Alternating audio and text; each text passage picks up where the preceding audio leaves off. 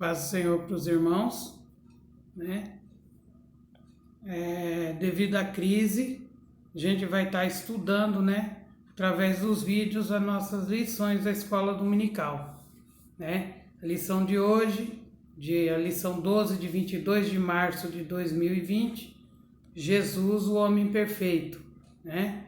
Nós vamos estar estudando que, assim como na lição passada, nós estudamos o homem do pecado e descobrimos como é que o pecado veio a se enraizar e ser hereditário a todos nós, nós também veremos nessa lição que Jesus veio como homem perfeito para nos livrar desse pecado, né?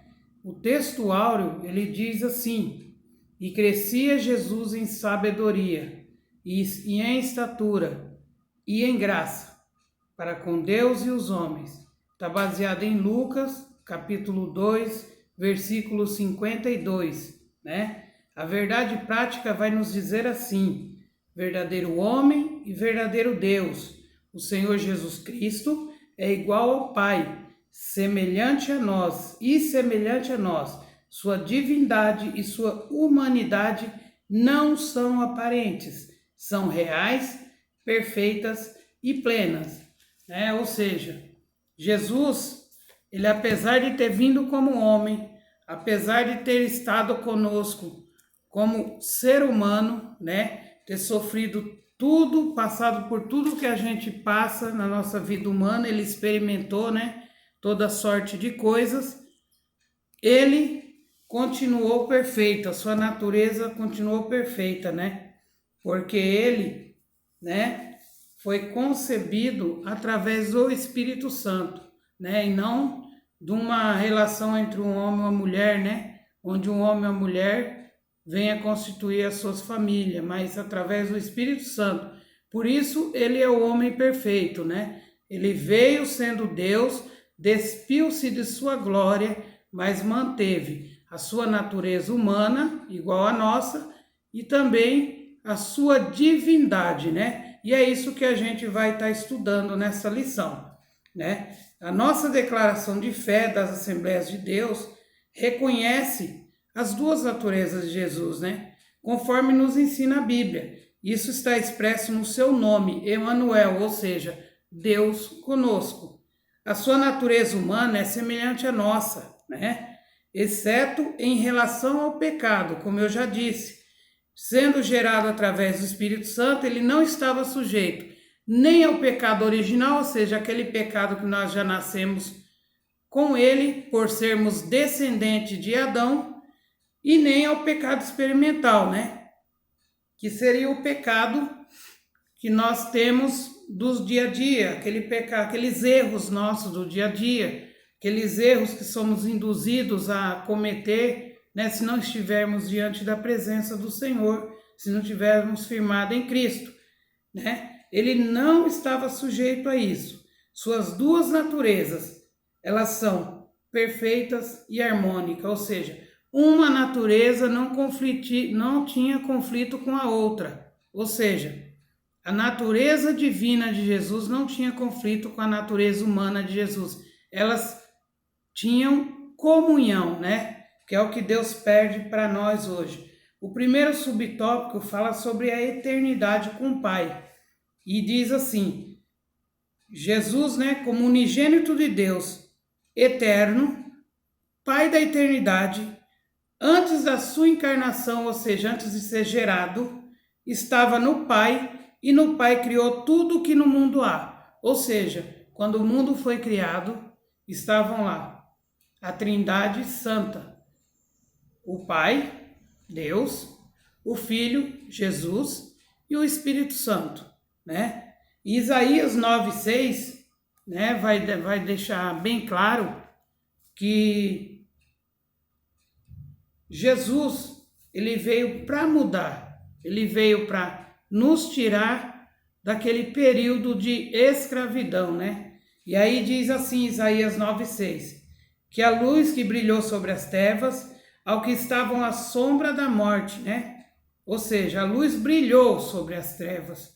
Os que estavam à sombra da morte apareceu a luz, apareceu o socorro, né? Ele é o conselheiro maravilhoso, Deus forte. Essa mensagem de esperança cumpriu-se com o nascimento de Cristo e o estabelecimento de seu reino eterno. Ele veio para nos libertar da escravidão do pecado a todos nós, né?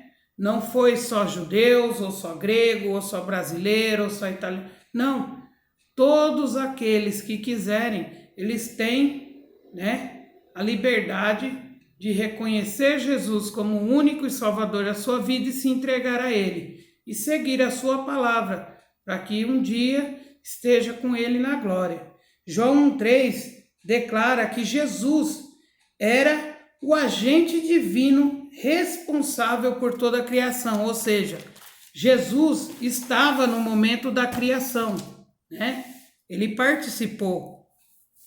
Mateus 1,18 vai explicar como Jesus foi gerado através do Espírito Santo, usando a serva de Deus, Maria, para realizar a sua obra salvífica, né?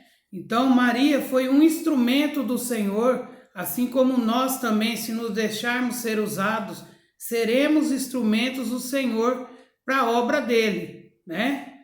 Em Lucas 2,52, diz que Jesus crescia em sabedoria e em graça para com Deus e com os homens. Ou seja, Jesus, apesar de ser filho de Deus, ele também adquiria conhecimento, ele buscava o conhecimento da palavra de Deus. É importante que nós, servos do Senhor, também busquemos na palavra de Deus o conhecimento e a sabedoria de que vem do alto, que vem de Deus, através do quê? Orando ao Senhor e pedindo ao Espírito Santo que nos dê condição de entender a sua palavra, né? Lucas 3, 22 e 23 vai nos falar quando Jesus é batizado e selado com o Espírito Santo de Deus, né? Apesar dele ser uma divindade, como ser humano, ele precisava dar o exemplo, né? Então, ele foi batizado nas águas e selado com o Espírito Santo de Deus. É por isso que nós, como servos do Senhor, devemos buscar, né, o batismo nas águas e também buscar ser selados com o Espírito Santo, para que a boa obra do Senhor se realize através de nossas vidas, né? Lucas 4, 16 ao 30 também fala sobre Jesus, que aos seus 12 anos, né? Aliás, fala que Jesus, ele prega na sinagoga e ele prega justamente Isaías 61 acerca de si mesmo e causa um furor na sinagoga. Acaba sendo expulso de lá porque não deram crédito ao que ele anunciava e, além disso, ainda o expulsaram da sinagoga, né? Apocalipse 22 e 13 vai dizer que Jesus, ele é o início e o fim de todas as coisas. Ele é o alfa e o ômega, que no alfabeto grego o alfa é o primeiro e o ômega é o último, né? Que é a afirmação incisiva no final do capítulo, primeiro e último. Ou seja, não adianta pessoas virem para você e falar que é isso ou aquilo. Deus, ele é único. Ninguém pode usurpar a glória de Cristo, né? Voltando aqui para a lição, vamos falar um pouco dos atributos, grandezas e perfeições de Cristo. Nós sabemos que Jesus é a fonte de vida. Sem ele nada havia sido criado. Ele é a própria vida. Sendo Deus, ele é imutável, ele não muda, né? Ele é onipresente, ele consegue estar em todos os lugares ao mesmo tempo. Ele é onisciente, tudo vê, tudo sabe, tudo conhece. Todo o poder nos céus e na terra acha-se em suas mãos. Amém? Esvaziou, no terceiro subtópico vai dizer que ele se esvaziou da sua glória, mas não da sua divindade, né? Jesus, quando foi originado, quando ele foi concebido no ventre da nossa irmã Maria, se esvaziou da sua glória, mas não da sua divindade. Jesus fazia uso dos seus atributos divinos sempre que necessário. para o quê? Promover curas, libertar vidas de espíritos imundos e mudar situações de pessoas, né? Ou seja, ele não usava em favor próprio, né? Nós vamos ver mais para frente que ele só usou em favor daqueles que o buscavam. Por isso que é importante a gente buscar ao Senhor, né? Em oração, ele reivindica junto a Deus, não a divindade, mas a glória que desde a eternidade usufruía na perfeita e infinita Trindade, né? Seus discípulos reconheciam e sabiam que ele era e é Deus, né? Isso está relatado em Mateus 14:33 e também em João 1:49 e também João 20:28, né? Vai falar acerca disso. Ou seja, o Senhor deixou a sua glória, mas reivindicou a sua glória enquanto humano, para que quando ele fosse pendurado no madeiro, ele retornasse com poder e glória ao seu lugar de direito. Jesus como verdadeiro homem, né? O nascimento de Jesus não era surpresa para Israel, né? As escrituras do Antigo Testamento, elas anunciavam que o Messias viria em breve. Já para nós gentios, nós fomos preparados por Deus para recebê-lo, né? Os judeus, apesar das evidências bíblicas, rejeitaram Jesus, né? E foi essa rejeição que deu a possibilidade de sermos adotados como filho de Deus. Ou seja, tudo já era plano divino de Deus para salvar, resgatar a humanidade. Jesus, né, no primeiro tópico do segundo assunto, ele estava no seio do Pai. Ou seja, Jesus estava no seio do Pai. Como que nós sabemos isso? Está escrito lá em João 1:18, né? Sendo eterno e o Pai da eternidade, participou da criação do mundo, conforme já falamos, né? Também está lá em João 1:3. O Verbo de Deus, sendo todas as coisas existentes por intermédio dele, né? E sendo o Pai conhecido no Filho e glorificado nele, né? Então Jesus enfatizou muito isso, que aquele que glorificasse o Filho estaria glorificando o Pai, porque ele vinha em nome do Pai, né? Ele vinha cumprir uma missão que o Pai lhe incumbiu, né? O segundo subtópico fala sobre profecias do Antigo Testamento, né? Ou seja, profetizando no Antigo Testamento. A vinda de Jesus, né, é profetizada em todo o Antigo Testamento. Em Gênesis, ele é a semente da mulher, né? Em Gênesis fala, e nascerá um da semente da mulher que pisará na cabeça da serpente e a esmagará, né? Em Malaquias, ele é o sol da justiça, ou seja, ele vem trazer a justiça sobre a terra, né? Profecias significativas, tanto para Israel quanto para nós gentios, né? Jesus era o tema das duas alianças principais da Bíblia, ou seja, duas alianças que o Senhor fez, que são as principais na Bíblia. A primeira, a Abraão, né? Onde Deus pede, saia da sua parentela para um lugar onde eu vou te mostrar e farei de ti uma grande nação, né? E a segunda aliança, dando continuidade na linhagem, né? Davi, onde o Senhor, Deus, através de profecia, garantiu para ele, né? Que o reino de Davi seria eterno, né? Que surgiria um da linhagem de Davi e esse reinaria eternamente. Nós sabemos que Cristo, se a gente puxar a genealogia de Cristo, através de Mateus 1:1 em diante, a gente vai descobrir que Jesus, ele veio da linhagem de Davi, né? Ou seja, a semente de Davi sentaria no trono, no seu trono, e o seu reino é eterno. A promessa de Davi está baseada em 2 Samuel 7:16, amém? No terceiro tópico, vai falar sobre encarnação de Jesus no Novo Testamento, ou seja, o Filho de Deus se tornou carne.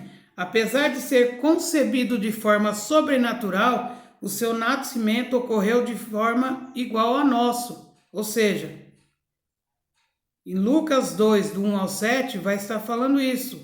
Ele nasceu igual a qualquer um de nós, né?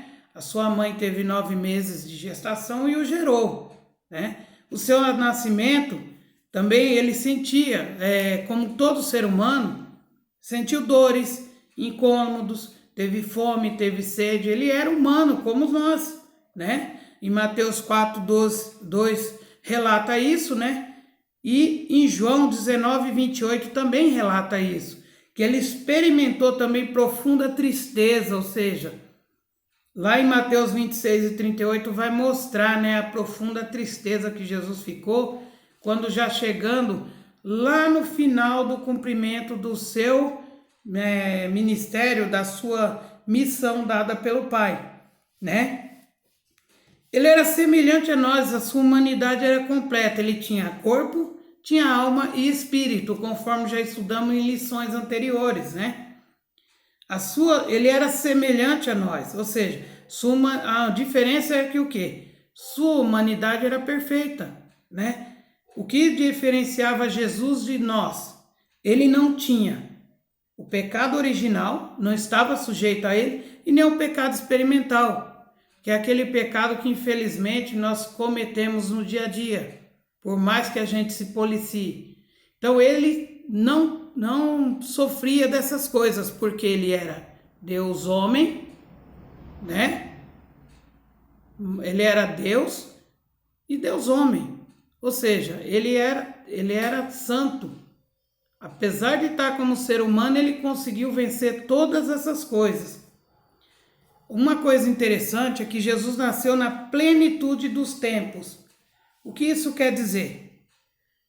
Apesar de Jesus ter nascido de mulher, ele nasceu sobre a lei para remir os que estavam debaixo da lei, a fim de sermos adotados como filhos. Está em Gálatas 4, 4 e 5.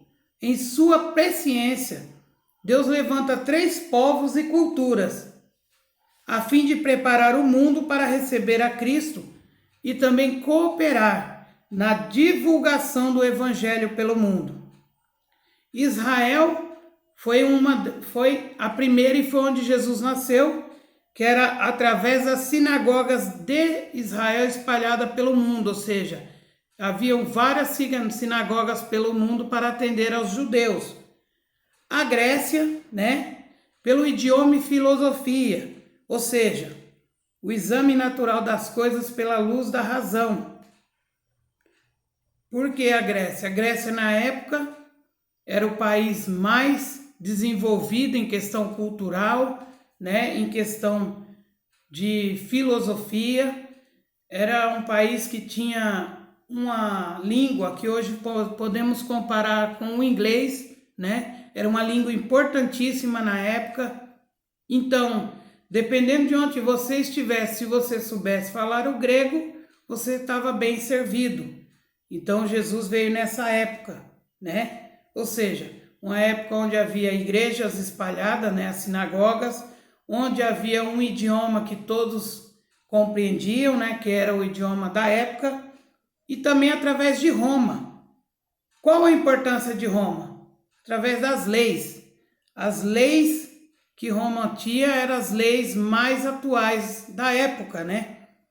E também os seus governos eram governos, vamos dizer assim, um pouco mais desenvolvidos e tinham estradas de qualidades única para a época, ou seja, condições da pessoas viajar com um certo conforto, né? Na época em que eles, né, eles existiam.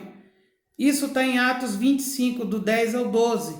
Em relação à Grécia, está baseado em Atos 11 e 20 e Atos 21, 37.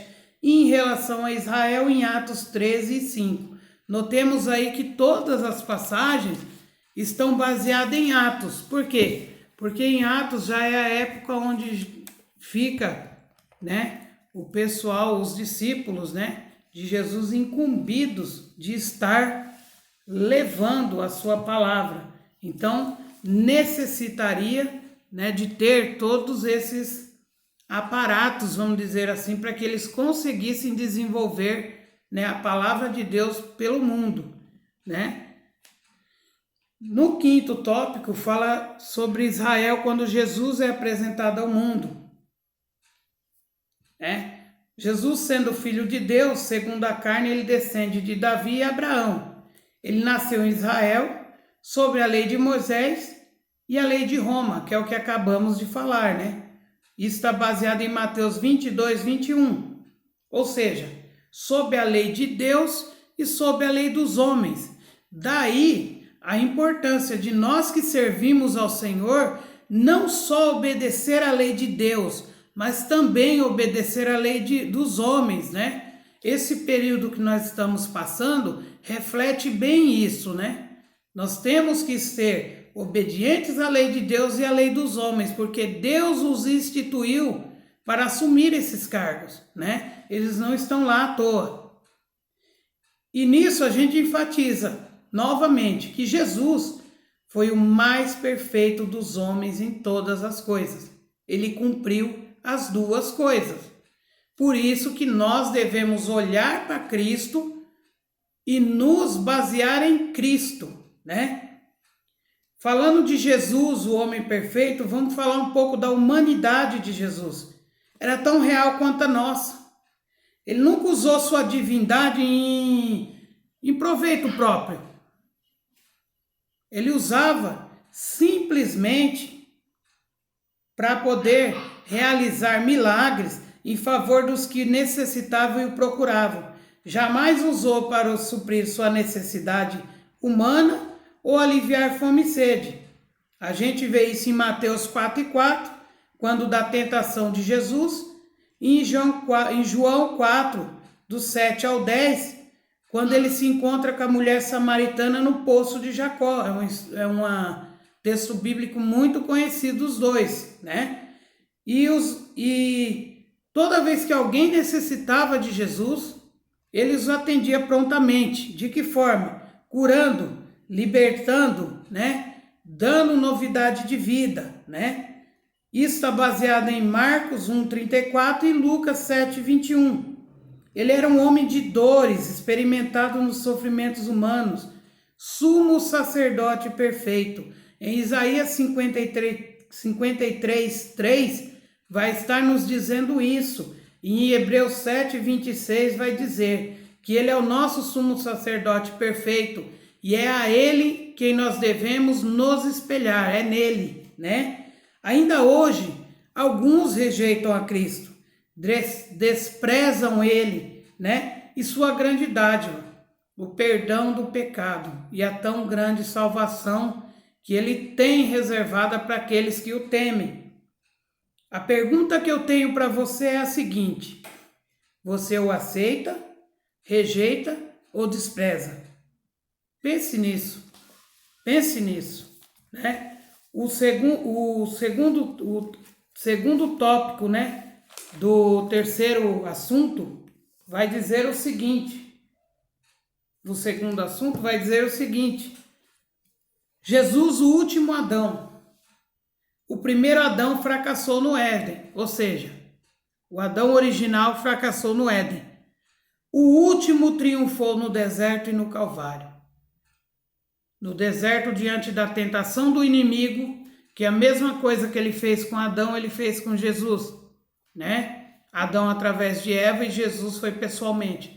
Olha, tudo que eu tenho é seu. Você tem fome, transforma a pedra em pão. E Jesus, dentro da palavra, respondia: diz a palavra de Deus, não tentarás o Senhor teu Deus. E diz a palavra de Deus, nem só de pão viverá o homem, né? Ou seja, dentro da palavra nós temos poder para rejeitar todas as ofertas do inimigo e continuar firme no alvo que é Cristo, né? Essas passagens estão baseadas em Gênesis 3:6 24, 23 e 24, e Mateus 4, do 1 ao 11, né? Jesus, ele venceu tudo em nosso favor, para sermos vivificados nele, tá em 1 Coríntios 15, 45. Olhando para Cristo, entendemos que a humanidade não foi um erro, pois nele somente somos redimidos, né? Muita gente questiona, mas Deus poderia ter destruído a humanidade e feito de novo. Mas o Senhor amou tanto a criação dele, né, que foi tentando de várias formas redimi-la, chegando enfim até Cristo, que foi o sacrifício único e eterno para vivificar todo aquele que nele crê, né? Está baseado em Hebreus 7, 26, que Ele é quem nos redime, é Ele quem nos leva ao Pai, Ele é o nosso contato com Deus, né? A perfeição espiritual e moral de Jesus. Jesus tinha natureza humana igual a nossa, porém não, como nós dissemos, não esteve sujeito nem ao pecado original e nem ao experimental. Tanto no falar quanto no agir era perfeito. Nós, como servos de Deus, nós temos que saber conversar, saber falar, né? Para que sejamos entendidos como pessoas de Deus, né? Sejamos vistos como servos do Senhor, espelhos de Cristo, né? Em Cristo não havia nenhum dolo ou culpa, né? Ou seja, ele não errava, porque ele tinha que ser o espelho para o ser humano. Mesmo sabendo que a natureza humana comete erros, ele sendo filho de Deus, ele não errou, né? Ele mostrou que é possível, sim, né, estar fiel diante de Deus. Também não se achava nele engano, ou seja, ele não enganava ninguém. Ele não proferia mentiras. É algo que nós, como servos de Deus, devemos nos policiar, né? Estar seguindo a Cristo nessa situação de não proferirmos mentira, porque isso não provém de Deus, né? E nós sabemos disso. A Bíblia diz que o pai da mentira é o diabo, e aqueles que proferem a mentira são servos dele. Então, se nós somos servos de Deus, nós não devemos proferir mentira, amém? E isso está baseado em 1 Pedro 2, 21, do 21 ao 24, né? E ele também era perfeito em todas as coisas e é o nosso excelso modelo, ou seja, nós temos que nos espelhar em Cristo. Está em Efésios 4 e 13, né? Ou seja, a orientação é simples, né? Sigamos olhando para Cristo, o autor e consumador da fé, seguindo o seu exemplo em tudo, porque é Ele que é nosso alvo. Ou seja, nós temos que seguir a Jesus e ninguém mais. É só a Jesus. Nós não devemos olhar nem para um lado e nem para o outro. É só Jesus quem é o autor e consumador da fé. É só Ele quem vai nos dar, né, a vida eterna. Então, nós devemos estar firmados em Cristo, né? Nós louvamos a Deus por essa oportunidade de estarmos trazendo aos irmãos, mesmo que através de vídeo, né, a lição da Escola Bíblica Dominical, para que nós possamos refletir e continuar louvando e adorando ao nome do Senhor Jesus. Fiquem todos na paz do Senhor Jesus e que possamos, diante desse momento de crise, né, dessa pandemia, continuar buscando ao Senhor, né, agradecendo a Deus por tudo o que Ele tem feito por nós, agradecendo pelos livramentos e pedindo a Deus que isso seja passageiro, para que possamos estar novamente na casa dele, reunidos em comunhão, aprendendo todos juntos. Mas enquanto houver isso, nós estaremos fazendo, né, o vídeo e passando para os irmãos. Fiquem todos com Deus. Deus abençoe a todos.